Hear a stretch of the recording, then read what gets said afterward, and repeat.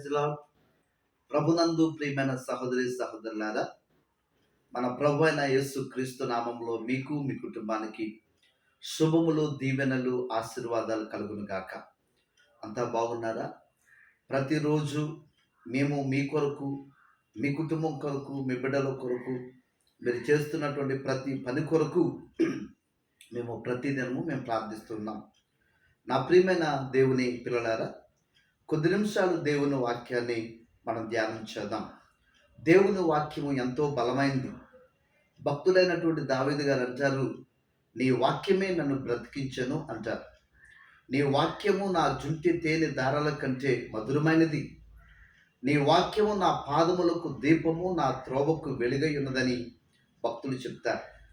శరీరానికి ఆహారం ఎంత అవసరమో దేవుని పిల్లలుగా ఉన్నటువంటి మనకి కూడా దేవుని మాటలు ఎంతో అవసరం. మనకి దేవుని వాక్యం మనకు శక్తినిస్తుంది. దేవుని వాక్యం మనకు బలమిస్తుంది.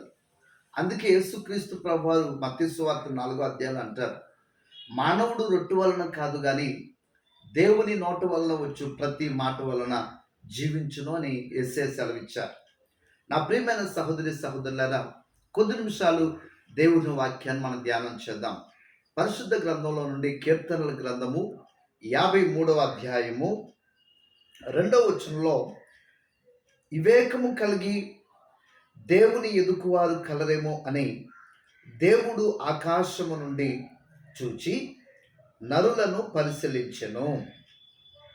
ప్రభునందు ప్రియమైన దేవుని పిల్లలారా, ఈరోజు మనం చదువుకున్నటువంటి దేవుని వర్తమానంలో ఇక్కడ కీర్తనల గ్రంథము 53వ అధ్యాయము 2వ వచనంలో, వివేకము కలిగిన వారి కొరకు యెహోవా ఆకాశము నుండి నరులను చూచి పరిశీలించెను. దేవుడు చూస్తూ ఉన్నాడు. ప్రతిరోజు ప్రతి ఒక్కరిని కూడా దేవుడు చూచి పరిశీలన చేస్తున్నాడు.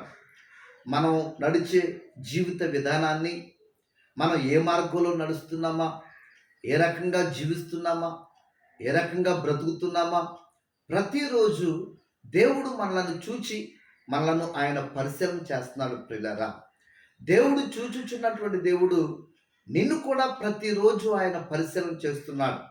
నీ పనుల్లో, నీ ప్రయాణాల్లో, నువ్వు యొక్క కుటుంబాన్ని, నీ పిల్లలను ఆయన ప్రతిరోజు ఆయన చూచి పరిశీలన చేస్తున్నాడు. దేవుడు చూచుచున్నటువంటి దేవుడు.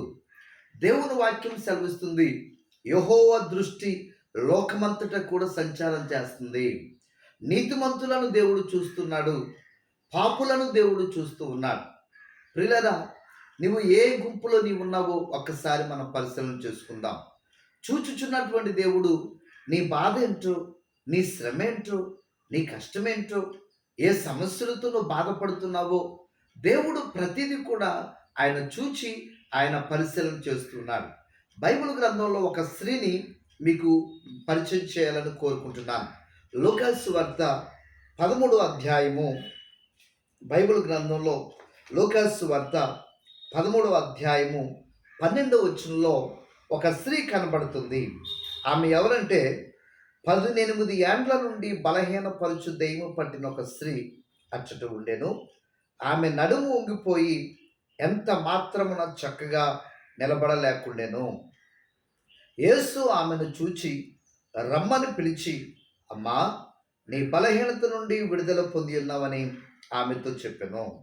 విశ్రాంతి దినమున యేసుక్రీస్తు ప్రభువారు సమాజ మందిరంలో సువార్త ప్రకటిస్తున్న సమయంలో, ఆ సమాజ మందిరంలో 18 ఏండ్ల నుండి 18 సంవత్సరాల నుంచి ఒక స్త్రీ నడువంగిపోయి 18 సంవత్సరాల నుంచి ఎంతో భయంకరమైనటువంటి వేదన అనుభవిస్తుంది. భయంకరమైనటువంటి బలహీనతతో బాధపడుతుంది. ఆమె ఎంతోమంది డాక్టర్ల దగ్గరికి వెళ్ళింది. ఆమె ఎన్నో మందులు వాడింది, ఎంతో డబ్బులు ఖర్చు పెట్టింది. కానీ ఆమెకు మాత్రం స్వస్థత కలగలేదు. ఆమెకున్న రోగం పోలేదు, ఆమెకున్నటువంటి బాధ పోలేదు.